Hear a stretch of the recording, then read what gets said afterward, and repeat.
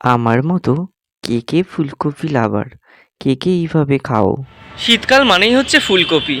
আর ফুলকপি কেনা খেতে ভালোবাসে। আর আজকে আমি তোমাদেরকে দেখাবো খুব সহজভাবে, খুব সাধারণভাবে, একদম সাদামাটা ফুলকপির রসা। তাহলে চলো, ভেজ কিচেনে নতুন রেসিপি এসে গেছে, ফটাফট দেখে নাও। আর যারা যারা আমার চ্যানেলে নতুন রয়েছে তারা অতি অবশ্যই আমার চ্যানেলটাকে সাবস্ক্রাইব করবে এবং কমেন্ট করতে ভুলবে না। তোমাদের এই একটা কমেন্টের জন্যই আমি অনেক অপেক্ষা, অনেক আগ্রহের সাথে বসে থাকি।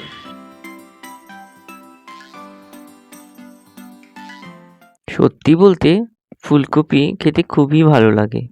আর বাজারে যখন ফুলকপি নতুন ওঠে তখন তার টেস্টটাই আলাদা। তাহলে আজকে তোমরা আমার মতো বানিয়ে ফেলতে পারো খুব সাধারণভাবে, খুব ঘরোয়া পদ্ধতিতে ফুলকপি, আলু, সিম দিয়ে একটা সবজি। সিমগুলোকে ভালোভাবে ছাড়িয়ে নিতে হবে। দেখতেই পাচ্ছ আমি কত সুন্দর করে এখানে ছাড়িয়ে নিয়েছি। এবার আমি একটা আলুও কেটে নিয়েছি। কড়াইতে আমি জিরে আর একটা লঙ্কা, একটা দারচিনি দিয়ে সেটাকে গুঁড়ো করে নিয়েছি। এবার ফুলকপিটা থেকে যাতে গ্যাস না হয় তার জন্য আমি ফুলকপিটা ভাপিয়ে নিয়েছি। নিয়েছি একটু আদা এবং টমেটো দিয়ে আমি পেস্ট করে নিয়েছি। এবং আমি এখানে বড়ি নিয়ে নিয়েছি। তোমরা তোমাদের পছন্দ মতো বড়ি ভেজে তুলে নেবে।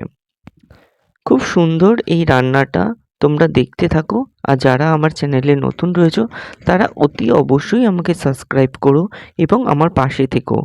ভাপানো ফুলকপিটা আমি ভালো করে ভেজে নিয়েছি। কড়াইতে দিয়ে দিয়েছি কালো জিরে, দুখানা শুকনো লঙ্কা। তারপর দিয়ে দিয়েছি আলু। আলুটা দিয়ে একটু ভালোভাবে আমি নেড়েচেড়ে নিয়েছি। তারপর দিয়ে দিয়েছি সিম। সিমটা দিয়ে দেওয়ার এখানে আমি নুন দিয়ে দিয়েছি। তারপর দিয়ে দিলাম পরিমাণ মতো হলুদ। দিয়ে আমি ভালোভাবে নাড়াচাড়া করে নিয়েছি।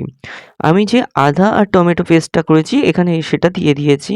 দিয়ে একটু ভালোভাবে নেড়েচেড়ে আমি এটাকে ঢাকা দিয়ে দিয়েছি এবং গ্যাসটাকে সবসময় সিম করে রাখবে। এবার আমার সবজিটা অনেকটা সেদ্ধ হয়ে গেছে। আমি এখানে সবজিটাকে নাড়িয়ে চাড়িয়ে গরম জল অ্যাড করেছি আর ফুলকপি আর বড়ি যেই ভাজাটা ছিল সেটা আমি দিয়ে দিয়েছি। দিয়ে আমি ভালোভাবে নাড়িয়ে চাড়িয়ে নিচ্ছি।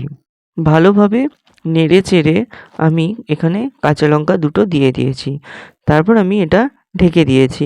এবার আমি গ্যাসের ফ্লেমটাকে জোরে দিয়ে দিয়েছি যাতে সবজিটা ভালোভাবে তাড়াতাড়ি ফুটে যায়। কারণ আমার অলরেডি সবজি সেদ্ধ হয়ে গেছে। ভেজে রাখা মশলাটা আমি এখানে অ্যাড করে দিয়েছি।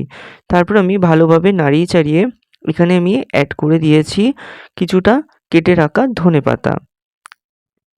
এইভাবে খুব কম উপকরণ দিয়ে খুব সাদামাটাভাবে, ঘরোয়াভাবে ফুলকপি আলুর সবজি তোমরা বানিয়ে নিতে পারো।